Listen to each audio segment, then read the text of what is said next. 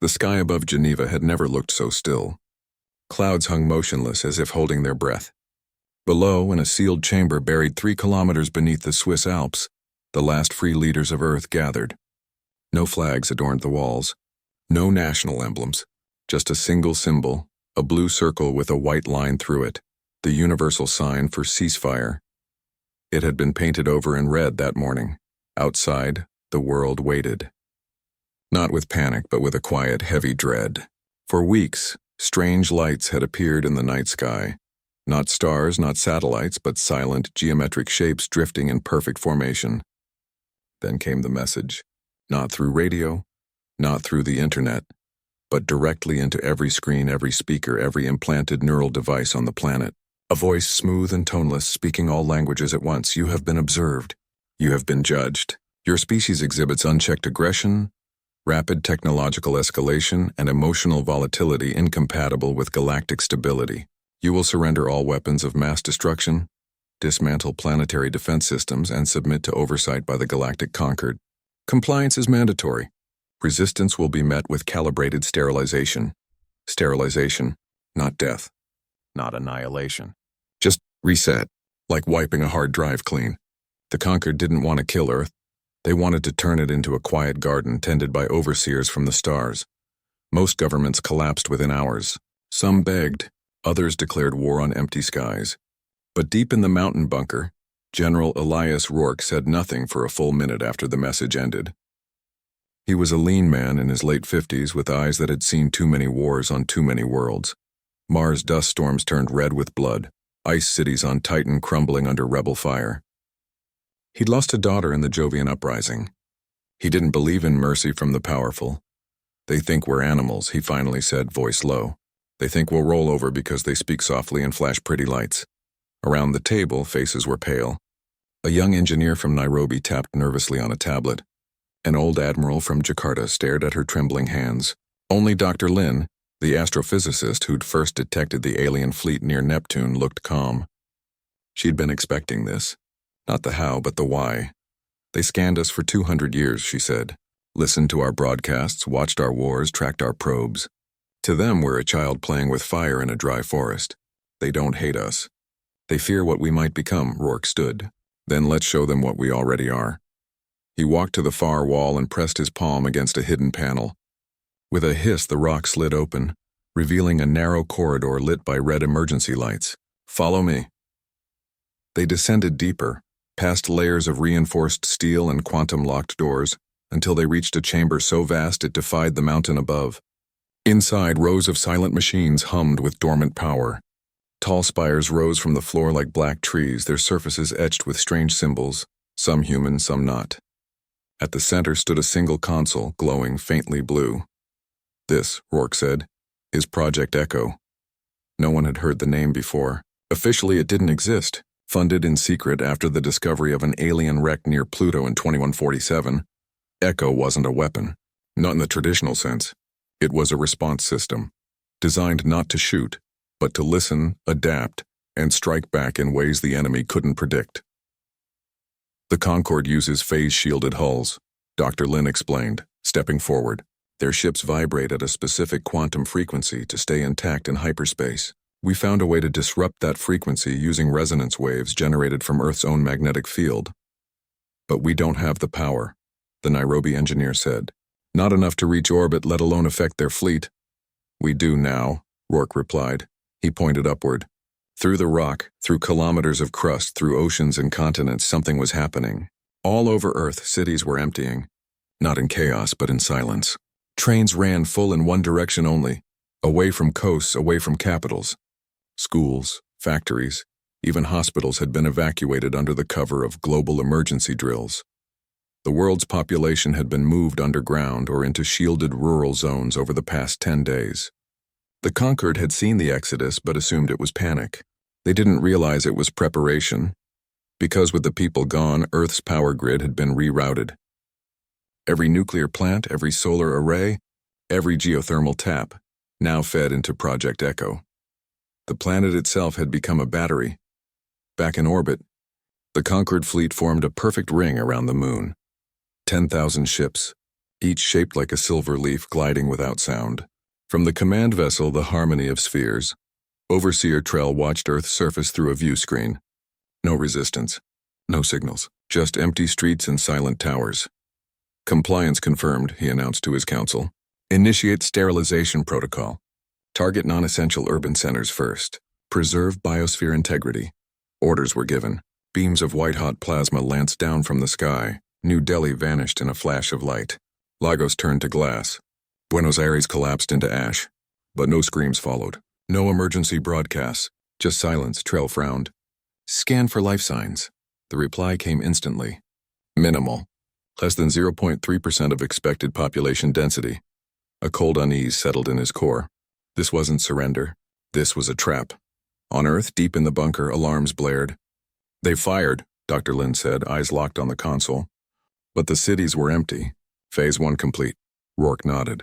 Now we show them Phase 2. He gave the command. Across the planet, hidden launch sites opened. Not missile silos, but resonance towers buried in ocean trenches under deserts inside extinct volcanoes. They didn't fire projectiles. They emitted a low subsonic hum that traveled through the planet's core, amplified by the redirected energy grid. The frequency matched the Concorde's phase shield harmonics, exactly out of sync. In orbit, the silver ships began to shudder.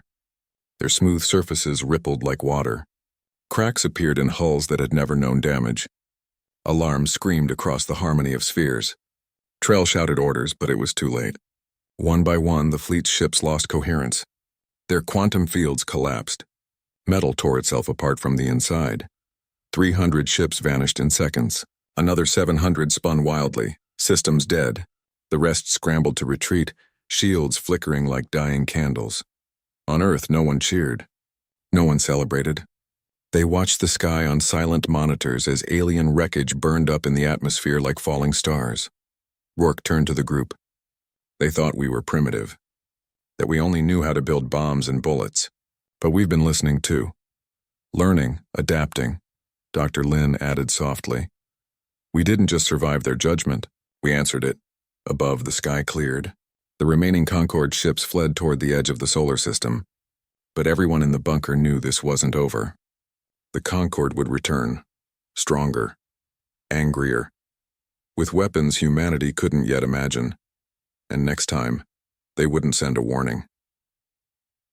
Rourke looked at the red-painted ceasefire symbol on the wall. He reached out and smeared it with his thumb, turning the red into rust. Let them come, he said. We'll be ready. The silence after the battle was heavier than the explosions. Smoke from burning cities curled into the sky, but no cries rose from the ruins. Earth's surface looked dead, but beneath it life pulsed with quiet urgency. In hidden bases under ice caps, deserts, and ocean floors, humans worked without rest. They knew the Concorde would not accept defeat. They would return, and next time, they would not hold back. General Elias Rourke stood on a viewing platform inside the Himalayan command center, watching data streams scroll across a wall of screens. The first strike had cost the Concorde nearly 1,000 ships, but their main fleet remained intact. Worse, their retreat had been too orderly. Too fast, they hadn't panicked. They had regrouped. They're learning, Rourke said to no one in particular. His voice was rough from lack of sleep. They saw our trick. Next time they'll shield against resonance. Dr. Lin entered the room, her face drawn but alert. She carried a thin tablet showing deep space scans. They're not just regrouping, she said. They're calling for help. A second fleet is forming near the edge of known space. Bigger, faster, and they're testing something new, temporal dampeners. Rourke frowned. Time weapons? Not exactly. They don't stop time. They slow it down, locally. If they deploy those over Earth, our defenses will freeze. Missiles won't launch. Power grids will stall. We'll be helpless while they burn us clean. A cold knot formed in Rourke's stomach. Humanity had won the first round with cleverness, not strength. But cleverness had limits. They needed more than tricks now. They needed to strike first. That night, a secret order went out to Project Janus. A fleet no one outside the Inner Council knew existed. Hidden for decades beneath the icy crust of Europa, 6 warships waited in silence. They weren't built like Earth's old destroyers or carriers. They were sleek, black, and wrapped in gravimetric cloaking fields that bent light and gravity around them. To sensors, they were ghosts, Captain Mara Vex stood on the bridge of the lead ship, the Widow's Wake. She was not a soldier by training. Once she had mapped neutron stars for the Lunar Observatory. But when the Concorde arrived, she volunteered, not out of hatred but curiosity. She wanted to see what the galaxy's judges looked like up close. Her crew was small, only 40 souls per ship, but each had been chosen for skill, silence, and loyalty. No families, no ties, just purpose, orders confirmed, Vex said, her voice calm. We jump in 12 hours. Target, the Cygnus Rift. Intel says that's where the Concorde's command relay is hidden. The mission was simple in theory. Slip past enemy patrols, find the relay station and destroy it before the Second Fleet could coordinate its attack on Earth. But the Cygnus Rift was a maze of gravitational anomalies, asteroid swarms and dead zones where sensors failed. It was the perfect hiding place and the perfect trap. As the Widow's Wake powered its quantum drive, Vex reviewed the last message from Earth. Rourke had added a single line at the end. Don't come back unless you've changed the war. The jump was violent. Space folded like paper, and for a moment the ship existed in two places at once. When reality snapped back, they were deep in the rift. Stars here were dim, drowned out by the glow of gas clouds and spinning debris. For 3 days, they moved in total silence. No comms, no active scans, only passive listening. They watched as conquered supply ships passed within kilometers, unaware of the hunters in the dark. Then, on the fourth night, something changed. A faint signal pulsed through the void.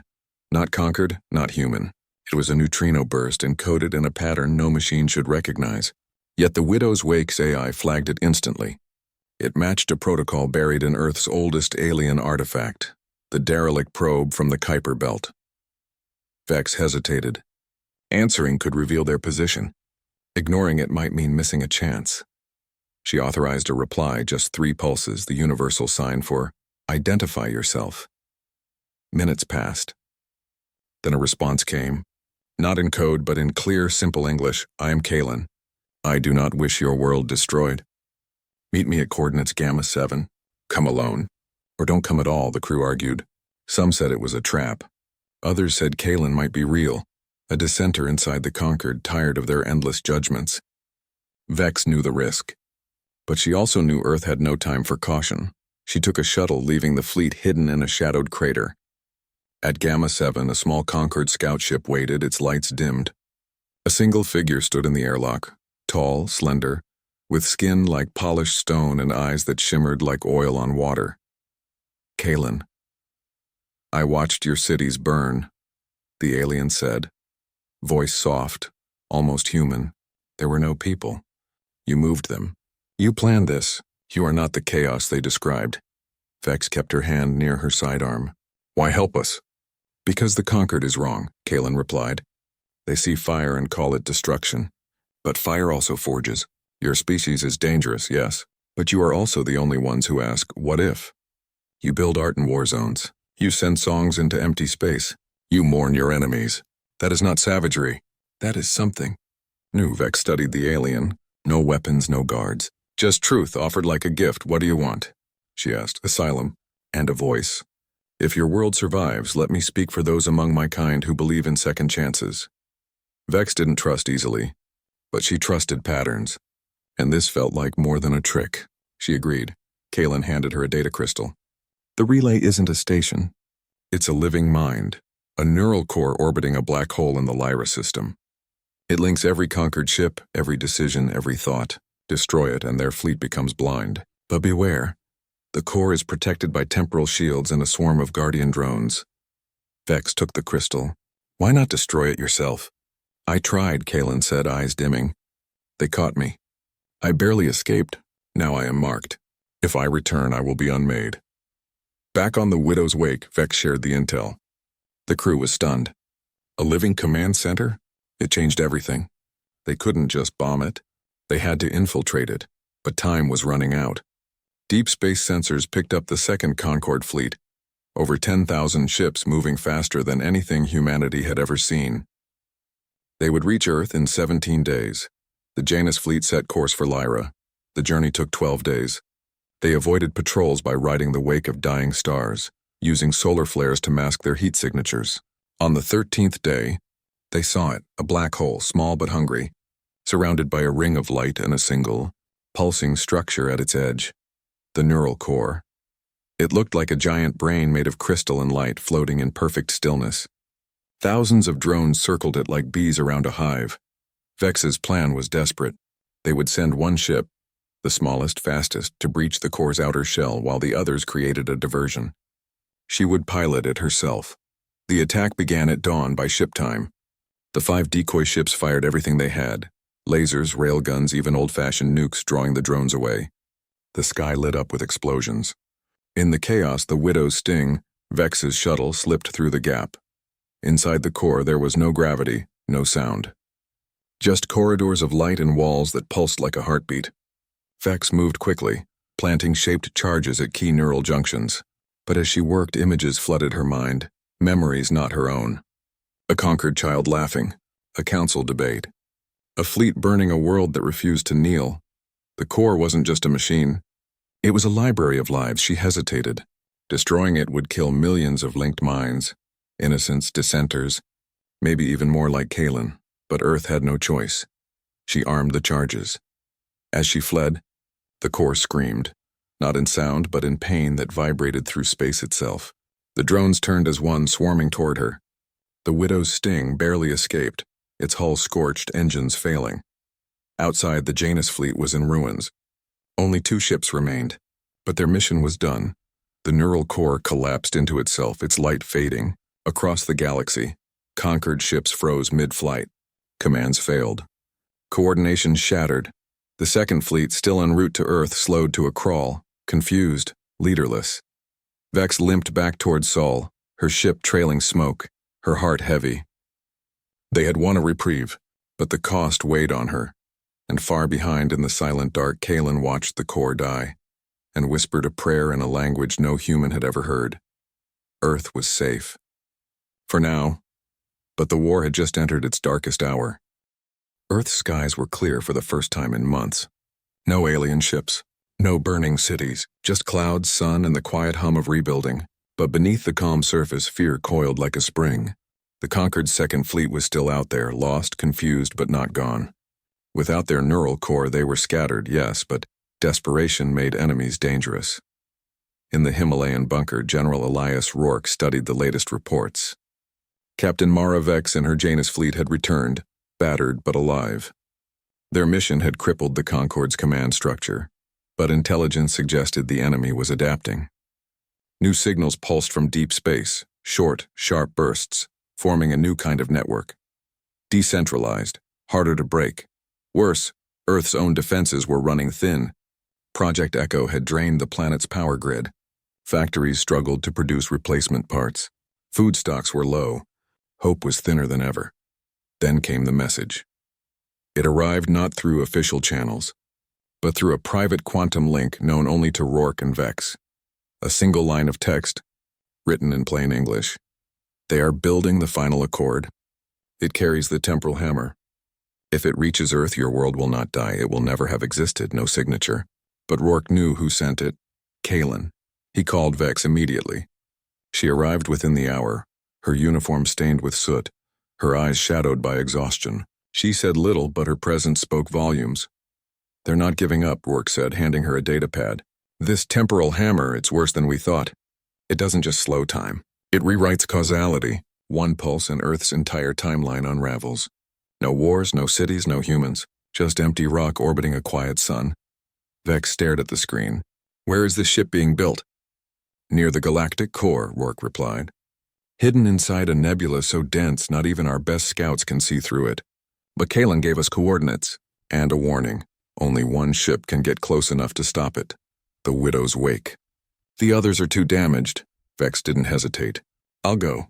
But Rourke shook his head. Not alone. This time you take something new. He led her down another corridor deeper than before. At the end stood a vault sealed with biometric locks. Inside rested a single device, no bigger than a human heart, encased in black alloy. Wires pulsed with soft blue light. This is Project Oblivion, Rourke said quietly. We never wanted to use it. It's not a bomb. It's a failsafe. If Earth faces total erasure, this triggers a controlled collapse of local space-time. The whole solar system vanishes into a quantum void. No trace, no history, just nothing. Vex's breath caught. You'd destroy everything? To keep it from being unmade by someone else? Yes, Rourke met her eyes. But I'm not giving it to you to use. I'm giving it to you as a threat. If the conquered seas were willing to take the entire system with us, they might back down. Vex understood. It wasn't about winning. It was about making the cost too high. She returned to the Widow's Wake, now repaired in a hidden dry dock beneath the Pacific. Her crew was smaller, only 20 now, but hardened by fire. They loaded the Oblivion core into the ship's vault, wrapped in layers of shielding. No one spoke about what it meant. They didn't need to. The jump to the Galactic core took 6 days. Space grew stranger the closer they got. Stars twisted into spirals, light bent into impossible shapes. The nebula Kalen described loomed ahead like a storm cloud made of fire and shadow. As they approached, sensors flickered, then died. The nebula emitted a field that scrambled all electronics. They would have to fly blind. Vex switched to manual controls. Stay close. Follow my thrusters. Inside the nebula, time felt wrong. Minutes stretched. Hours shrank. The crew saw flashes, memories that weren't theirs, futures that never happened. One engineer swore he saw Earth burning in green flame. Another heard a child singing a lullaby in a language no human knew. Then through the haze they saw it, the final accord. It was not a warship. It was a cathedral of metal and light, longer than a mountain, its hull etched with glowing runes. At its heart pulsed the temporal hammer, a sphere of folded time spinning slowly, humming with the sound of silence. Guarding it were hundreds of conquered vessels, but they moved sluggishly as if trapped in thick water. Without the neural core, their coordination was broken. They were strong, but confused. Vex had one chance. She ordered the fleet to hold position. Only the Widow's Wake would go in. Using the nebula's interference as cover, she skimmed the edge of the Concord formation, engines throttled to near silence. The ship's cloaking field strained under the temporal pressure, flickering like a dying candle. Inside the final accord, alarms finally blared. They had been detected, doors sealed, turrets swiveled. But Vex was already inside, her shuttle docking in a maintenance bay on the ship's dark side. She moved fast, alone, armed with only a plasma cutter and a data spike loaded with Kalen's virus, the one made of human dreams, music, and memories. Her goal wasn't to destroy the hammer. It was to corrupt it. She reached the core chamber after fighting through 2 squads of conquered soldiers, tall, armored figures who moved with eerie grace. They didn't shoot to kill. They tried to capture her as if she were a specimen. She didn't give them the chance. The chamber was vast, lit by the hammer's cold glow. Time bent around it.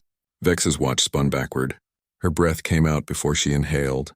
She fought the dizziness and jammed the data spike into the control node.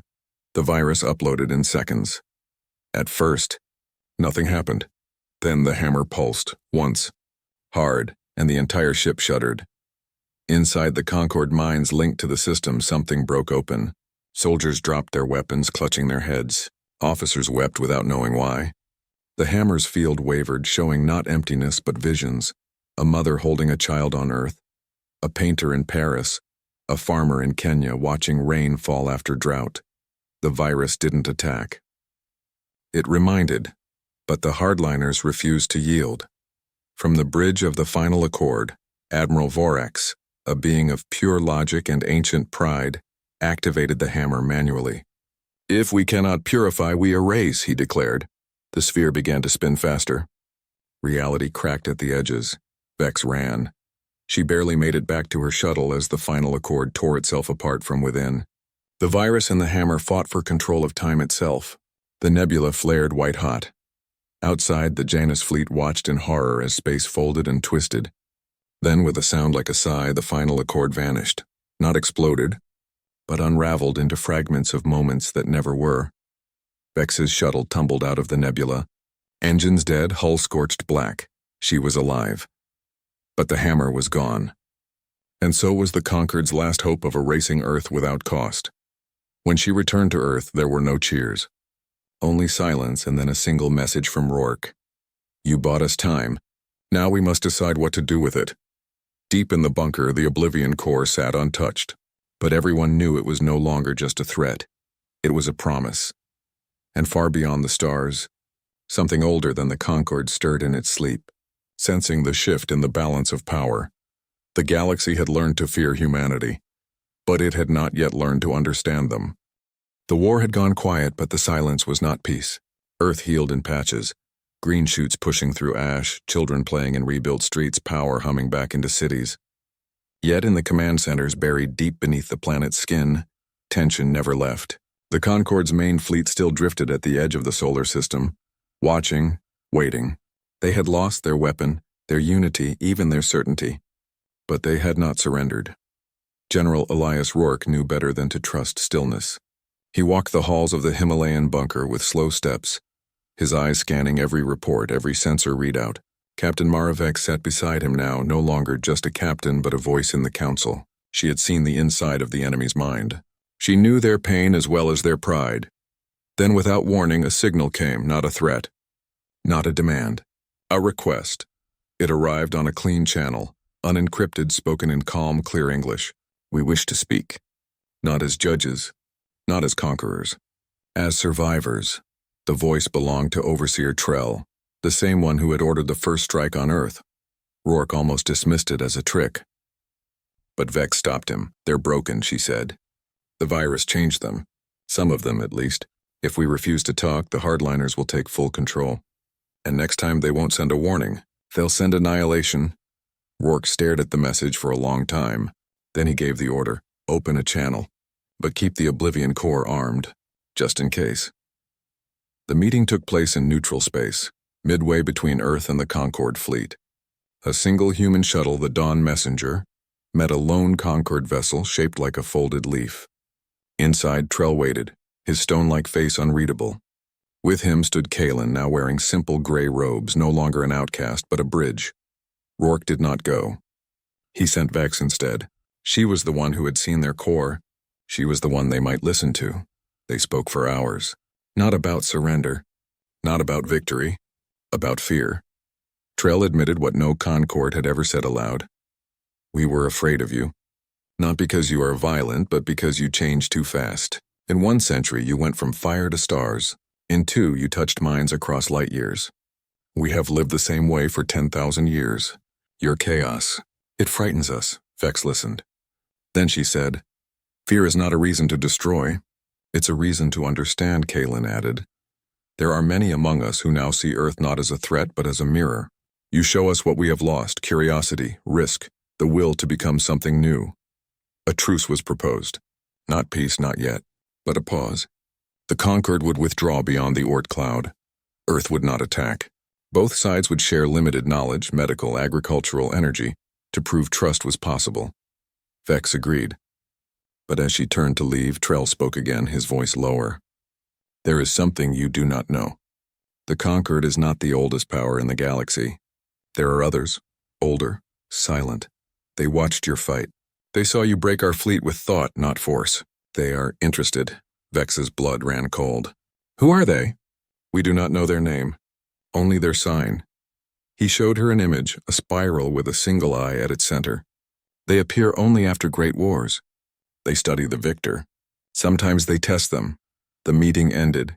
Vex returned to Earth with more than a truce. She brought a warning. Back in the bunker, Rourke gathered the council. The news spread quickly. Hope mixed with dread. Humanity had survived the judges. Now they faced the Watchers, but there was no time to prepare. Days later, the conquered fleet began to move, not toward Earth, but away, deeper into the void. Something had scared them off. Then the sky changed, not with ships, not with weapons, with silence. All deep space sensors went dead at once. Radio waves bent and vanished. Even quantum links flickered out. It was as if the universe itself had closed its eyes. Dr. Lin rushed into the command room, pale. It's not an attack. It's a veil. Something is wrapping the solar system in a bubble of dead space. No signals in, no signals out. Rourke stood. They're isolating us. For what? Someone asked. To see what we do when no one is watching, Vex said quietly. To test if we're worthy. Or just lucky. Days passed. Then weeks. Earth was alone. No alien contact. No help, no threat.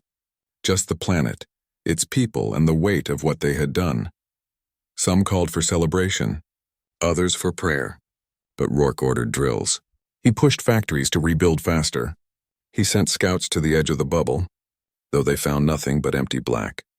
Then one morning, a child in Mumbai found something in the rain, a small stone, smooth and warm, etched with the spiral and eye symbol. When held, it hummed softly. Scientists studied it. It contained no power, no message, just a question encoded in vibration. What will you build now? More stones appeared on beaches and forests, on rooftops. Never in cities, never near weapons. Always where life grew, the council debated. Some wanted to destroy them, others wanted to answer. Vex suggested a different path. They're not testing our strength. They're testing our soul. So Earth answered, not with weapons, not with words, but with creation. In the ruins of Lagos, artists painted murals of stars and hands joined across species. In the deserts of Australia, engineers built a solar farm that also grew food for the hungry. In orbit, scientists launched a new satellite, not armed, but filled with music, poetry, and the sounds of Earth. Rain, laughter, whales singing. They called it the seed beacon. When it reached the edge of the bubble, it pulsed once and the veil lifted. Stars returned to the sky. Sensors came back online. The galaxy breathed again. But the message was clear. The test had passed. For now. Yet as Vex stood on the observation deck watching the seed beacon drift into the dark, she felt no relief. Only the quiet certainty that the real trial was still ahead. Because the oldest powers do not reward survival. They reward purpose. And Earth had just declared its own. The stars returned, but the peace did not last. Earth had passed the test of the silent watchers, but the galaxy had not forgotten the war. The conquered fleet remained beyond the Oort cloud, neither friend nor foe, watching as humanity rebuilt.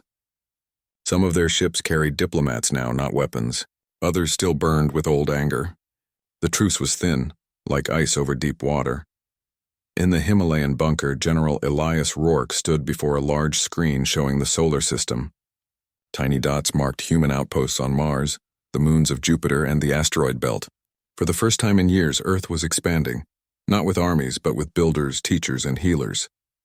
Yet Rourke's eyes stayed on the edge of the map, where the stars grew cold and empty. Captain Mara Vex entered quietly. She no longer wore a uniform. Just simple clothes, her hair shorter, her face calmer, but her eyes still held the weight of what she had seen. "They're coming back," she said. Rourke didn't turn. "Which ones?" "The hardliners. The ones who never accepted the truce. They've gathered a new fleet. Smaller but faster, and they've found something. Old." Dr. Lin followed, holding a data pad. Her hands shook slightly. "It's not from the conquered. It's from before them. A weapon buried in a dead star's core. They call it the shatter point. One shot and it doesn't destroy matter. It unravels the bonds between atoms.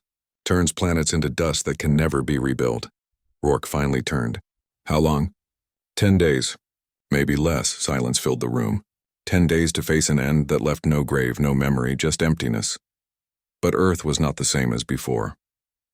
They had Project Oblivion still, the failsafe that could collapse the entire solar system into a quantum void. It had been built to stop the temporal hammer. Now it might be the only answer to the shatter point, yet using it meant erasing everything. Earth, Mars, every human life, every hope. It was victory through total loss. Vex spoke first. "There's another way." She explained what Kalen had told her in secret. The shatter point needed a stable anchor to fire, a massive gravity source like a star. If they could disrupt that anchor, the weapon would misfire, tearing itself apart. "But the only star nearby is ours," Dr. Lin said. "You can't mess with the sun." "Not the sun," Vex said. "The black hole near Lyra. They're using its gravity to aim the shot from afar. If we hit it with a resonance pulse like we did to their ships, we can throw off the alignment." Rourke studied her. "That black hole is 10,000 light years away. We don't have ships that fast." "We do now," Vex replied. The seed beacon wasn't just a message. It carried a new drive, based on the Watcher's design. We tested it in secret. It folds space without tearing it. One jump, one chance. Rourke knew the risk. If they failed, Earth would be dust before they even knew the shot was fired. He gave the order. The Widow's wake was refitted in 3 days. Its hull reinforced, its engines humming with strange new power. Vex chose a small crew, only 12, all volunteers. No families, no goodbyes, just duty. As they prepared to leave, Kalen appeared at the docking bay. He carried no weapons, only a small box. "For your ship," he said, handing it to Vex. "It's a memory crystal, not from the conquered, from the Watchers. They left it with us after the veil lifted. They said, if Earth sends a ship into the dark, give them this." Vex opened it. Inside was a single phrase written in light, "You are not alone." She smiled faintly. "Tell them thank you." The jump was unlike any before. Space didn't bend, it breathed. The ship slipped between moments, arriving near the Lyra black hole in less than an hour. The shatter point floated nearby, a jagged spear of dark metal glowing with stolen starlight. Concord hardliners guarded it, ships painted in black, no markings, no signals. They fired without warning. The Widow's wake dodged, weaving through asteroid debris. Vex didn't return fire. She aimed for the black hole's accretion disk, the ring of superheated matter spinning around the void. "Charge the resonance emitters," she ordered. "Full power. Sync with the black hole's spin frequency." The crew worked fast. Alarms blared as enemy fire scored the hull.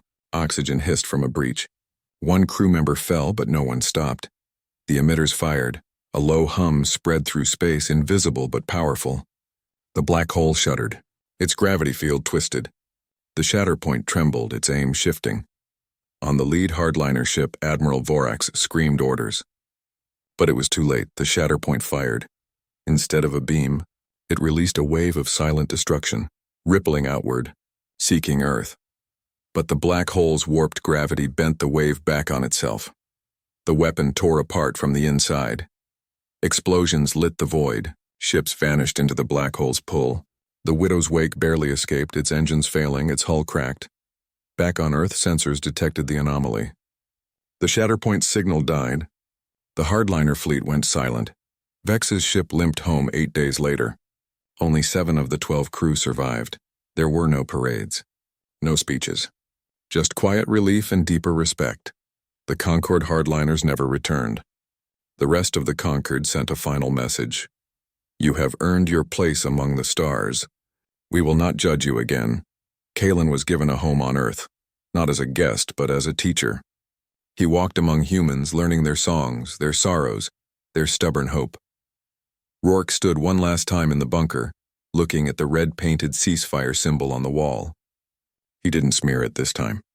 He left it as it was, a reminder of what they had faced and what they had chosen. Earth was no longer just a planet. It was a promise. But far beyond the edge of known space, in the oldest dark, the spiral and eye symbol glowed once more. Not in warning, in invitation. The Watchers had seen enough. Now they wanted to talk, and humanity for the first time was ready to listen.